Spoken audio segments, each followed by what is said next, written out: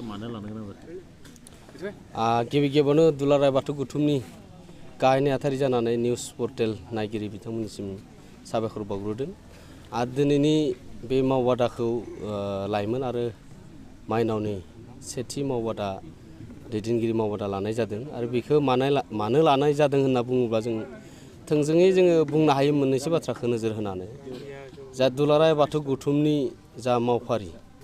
दिनै मुलुगनां बाथौ धोरोमखौ गायसननो थांगासिनो दङ आरो बे लेखायै खामानि मावबोबाय थादोंमोन। आरो साननैसो बे 1 बोसोरनि आगोलनिफ्राय जा मुलुगनां COVID-19 कर'ना भाइरासनि थाखाय गोबां लकडाउन जानायनि जाहोनाव माखासे बिथिङारि बा धोरोमारि बिथिङाव खामानि मावनो थाखाय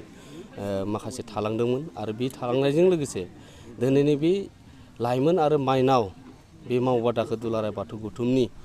बिथिं बायदि बिथांमोना दिनैनि मावबादाखौ लादों। आरो बे उदालगुरि जिल्लानि बे खाग्राबारि बाथौ थानसालियाव आरो बेवहायनो दिनै धोरोमारि बिथिंखौ गोजौ थाखोआव लांनो थाखायब्ला जोंनि लाइमोन आरो माइनावनि बिबानगिरिफोरनि मावनांगौ दङ। आरो बेखौनो जोङो दिनै मोजां गुन गोनां दैदेनगिरि जों खालामनो थाखाय दिनै माखासे जों बिथिङाव सावरायनाय जादों। आरो बे सावरायनायनि गेजेरजों दिनै जोङो खेबसेयावनो फोजोबनो हाया। बेखौ जों दिनै सेथि हिसाबै आरो जोङो बे 6 दानसोनि उनाव जों आरो लाबावगोन। बेवहाय दिनै बे 6 दाननि गेजेराव जों मा मावखो मा मावनो हायाखै आरो मा नांबावगौ बेसोर बिथांमोन दैदेनगिरिफोरखौ लानानै गामि लेभेलाव खामानि मावगोन, डिस्ट्रिक्ट लेभेलाव खामानि मावगोन, जिल्ला लेभेलाव खामानि मावगोन। दिनै आसामनि गेजेराव 26 डिस्ट्रिक्ट दङ आरो बे 26 डिस्ट्रिक्टनि अनगायैबो आसामनि बायजोआवबो जोंहा जेरैबायदिहाय नेपाल, वेस्ट बेंगल, अरुणाचल, बिथिं मेघालय, बेबायदिनो आरो त्रिपुरा बेबायदि ओनसोलावबो दिनै बाथौआरि जाबाय। आरो बिथांमोननि गेजेराव जोङो बायदि खामानि जों धोरोम जौगानायनि खामानि मावलांनो थाखाय दिनैनि जोंनि सेथि बे मावबादाखौ लानाय जादों। माखासे बेलायाव बेखौनो माने कुइसन खालामनो नागिरो रायजो राजा बिथांमोना राजखान्थिनि लिडारफोरा बाथौनि सायाव बिदि माने गोथौ गियान बिथांमोननियाव जितु माने माखासे समाव थाया बिथांमोनखौ मानो थाखाय लिंनाय जायो? आरो सरासनस्रायै जोङो फारसेथिं जों नायोब्ला आरो राजनितिकआ राजनिति थांगोन जोंहा बुंनांगौ बेवहाय जोंहा जेबो। नाथाय नोंथांमोननि माखासे मिटिंफोराव बिथांमोनखौ फार्स्ट प्लेटफर्म होनाय जायो, गिबि सारियाव माने फज'नाय जायो। जोंथ' दिनै दुलाराय बाथौ गौथुमा बिथांमोनखौ जोङो मालाबा जा गिबिसिन प्लेटफर्म होयो होनना बुङोबाथ' जोङो दुलाराय बाथौ गौथुमनिफ्राय जों बेखौ बुंगोन जे गिबिसिन प्लेटफर्मखौ जों थोंजोङै दिनैनि समाव होनाय जायाखै। सोरबा जर'खा आलासि, सोरखौबा बेखेवगिरिसो। नाथाय माखासे समाव बिबान सोलायनायनि बेलायावबो बै समाव जाय समाव BPF सासन खालामदोंमोन BPFनि बायदिसो गौथुमनि बिबान सोलायनायाबो जायोमोन होनना बुंदों। बे 1992 16 मेआव जिथा दुलाराय बाथौ गौथुमखौ दाबाय बेवहाय बर'नि राजनितिक होनना बुङोब्ला फ्राय मोनसेल'मोन आरो बै समाव। आरो दा बे समावबा जोंहा परमेश्वर ब्रह्म आफादगिरि दङमोन। बिथाङाबो बै समनि इन्डिपेन्डेन्ट गेलेनानै गोबांबार MLA जाबोदोंमोन। आरो MLA जानायनि उनाव बिथांमोना जिथा BTC एकर्ड जाबाय। बे BTC एकर्ड जानायनि उनाव बिथाङा BPFनिफ्राय MLA गेलेदोंमोन। आरो बिथाङा माखासे धोरोमारि बिथिंखौ खामानि मावगोनखौ नोजोर नुहुरनानै बै समाव माखासे बर' हारिनि गेजेराव माखासे राजनिति हान्जा गैयामोन। थेवबो बे समाव सानाखैमोन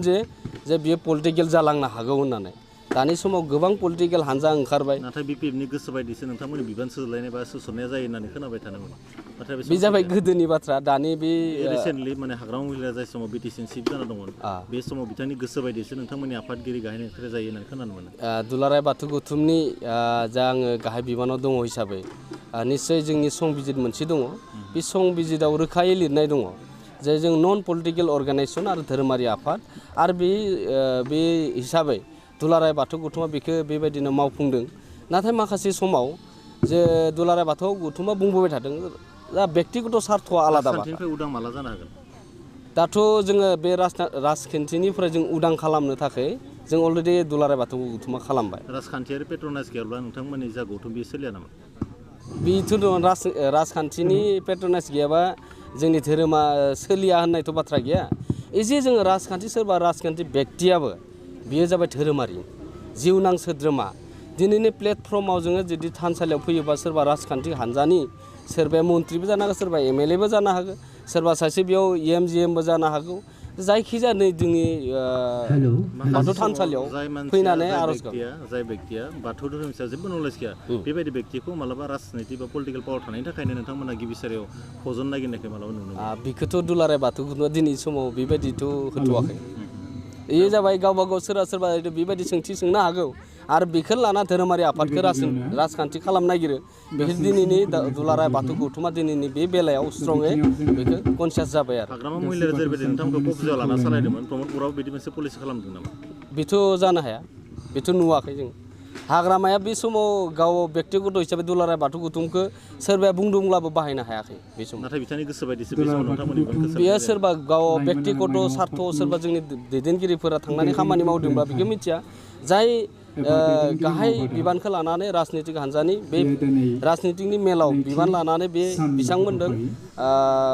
एखे मेल मिटिं खालामनो हाया बे रोखा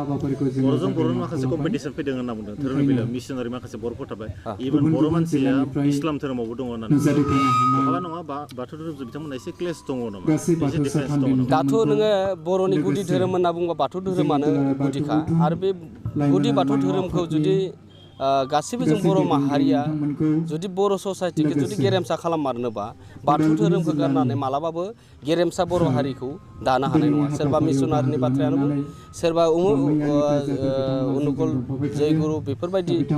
प्लेटफर्माव थानानैबो आबुं बर' ससाइटिखौ दानो हानाय नङा नोंथांमोननि बिदि बाथ्राया जोंनि ससाइटियाव डिभिजन लाबोगोन नामा जे जोंनिया गुदि बिदि बयबो बुंनो नागिरोब्ला अरिजिना सोर अरिजिन होनना बुङोबाथ' दुलाराय बाथौ गौथुमनि बाथौ धोरोमानो अरिजिन बेनि उनाव माखासेखौ जों थोंजोङै नुहुरखायो जे मिसनारिया माला फैखो सतसंगरिया माला फैखो जयगुरुआ माला फैखो जों अरिजिन बर'नि गुदि धोरोम नागिरोब्ला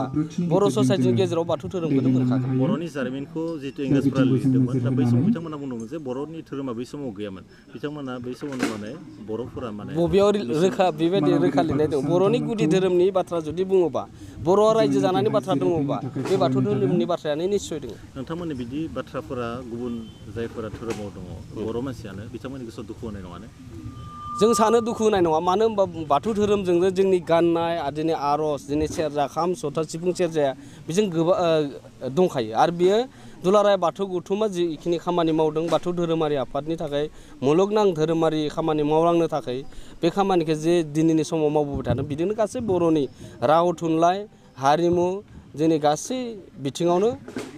बाथौ हारि एबा बाथौ धोरोमखौ जों बिनि गासै बर'नि गेरेमसा हारि दानायाव बियो कालिचरन ब्रह्मनि जायफोर फल'वार दङ बिथांमोना बुंनो नागिरो जोंनिया बेस्ट होननानै मिसनारिफोरा बुंनो नागिरो जोंनिया बेस्ट होननानै बाथौआ बुंनो नागिरो बेस्ट होननानै बिदिजों नोंथांमोना बोरै खौसेथिखौ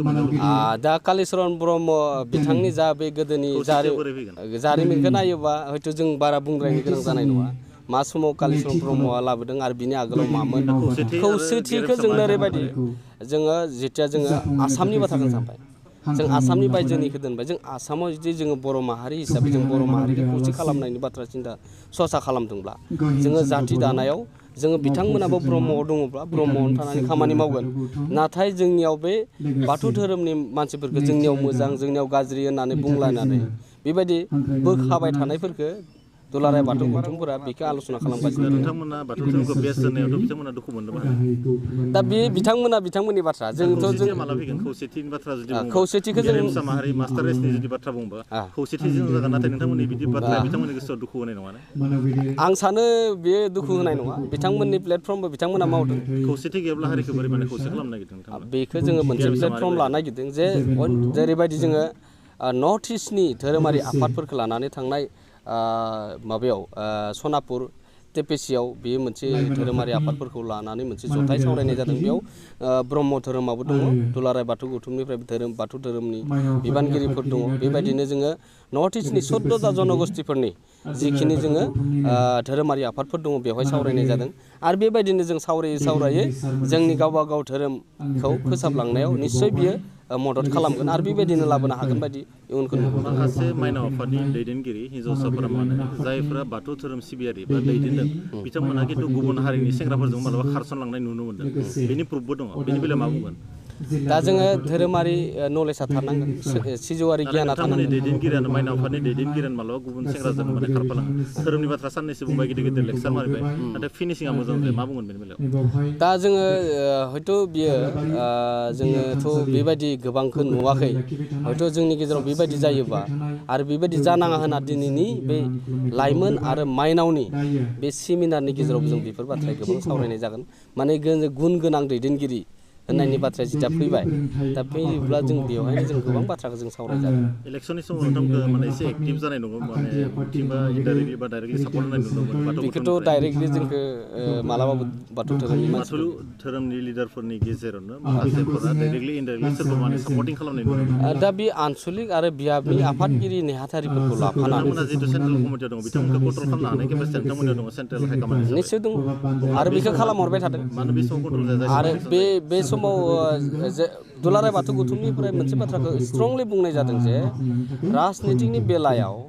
केम्पेनिं जायफोरा खालामनो नागिरदों जों बेखौ दुलाराय बाथौ गौथुमनिफ्राय बेनि उनावबो नोंथांमोननि दैदेनगिरिफ्रा माने केम्पेनिंआव बाहागो लायो डाइरेक्टलि इनडाइरेक्टलि बिथांमोननि सायाव माने डिसिप्लिनारि एक्सन लानाय जुदि नोंथांमोना जुदि बेबायदि नुदोंब्ला नोंथांमोना मिडियायाव हाइलाइट खालामखादों बे दुलाराय बाथौ गौथुमनि उमुख बिबानाव दङ दुलाराय बाथौ गौथुमा बेखौ बुंदों जोंहा मोनसे संबिजित दङ जे जोङो मानो डिसिप्लिनारि एक्सन लानाय जाया डिसिप्लिनारि एक्सन दिनैयावलागै दुलाराय बाथौ गौथुमा स्पष्ट भाबे बेयो बिथाङा जे राजनितिकजों इनभल्भ जानानै केम्पेनिं खालामदों बिनि सायाव रोखा खालामनाय जाया आरो जायनि जाहोनाव जायाब्ला दिनै दुलाराय बाथौ गौथुमा जाय सासे मावथिखौ ओरैनो नाङा फाङा बेखौ एक्सन लायोबाथ' बे गाज्रि जागोन माखासे समाव जुदि बिदि मिडियायाव बा नोंथांमोननि एगेन्स्टआव बा रियेल बाथ्राखौ दिन्थिनो नागिरनायाव नोंथांमोननि सेन्टिमेन्ट बेयाव आघात नांगोन नामा बेथ' निसय नों दिनै समाज दानायनि बाथ्राखौ सिन्था खालामदोंबा धोरोम फोसाबनायनि बाथ्राखौ सिन्था खालामदोंबा बेखौ दिनै जोङो आं गागि आफादनि बिबानगिरि हिसाबै नोंथांमोना बेबायदि बाथ्रा जुदि जिल्ला लेभेलाव जुदि ओंखारोबा नोंथांमोना बेबायदिखौ मिडियायाव हाइलाइट खालाम बेनि थाखाय जोङो बिनि फिननायखौ होनो थाखाय दुलाराय बाथौ गौथुमनि गाहाय नेहाथारि हिसाबै जोङो बिनि सायाव रैखा खालामनो थाखाय रेडि मिसनारि आरो बाथौ बे मोननै गेजेराव गोबां कम्पिटिसन जानाय बायदि मोनो इन्टारनेटलि मानो फैदों एसेबां कम्पिटिसन बेथ' गोदो नङामोन दा सोलायनाय फैबाय एसे दिनै बाथौ धोरोमारिया बिराद साधारन भाबै खामानि मावबोदों दैदेनगिरि हिसाबै नोंथांमोना बोरै लांनो नागिरदों बिदि डिभिजन जातिनि थाखाय लस जानाय नङा सानो गोबां जातिनि थाखाय लस जानाय नङा बिथांमोनाबो ससाइटिनि खामानि मावदों बर' ससाइटिनि खामानि मावदों नाथाय धोरोमारि बिथिङाव माखासे उसुबिदा थानो हागौ नाथाय जों एज ए बर' ससाइटि हिसाबै जों बिथांमोनखौबो जोङो साबायखर होनांगोन दा बिथांमोनाबो मोनसे समाव नाथाय माखासेखौ जों गोदोनि अरिजिन होननानै बुङोब्ला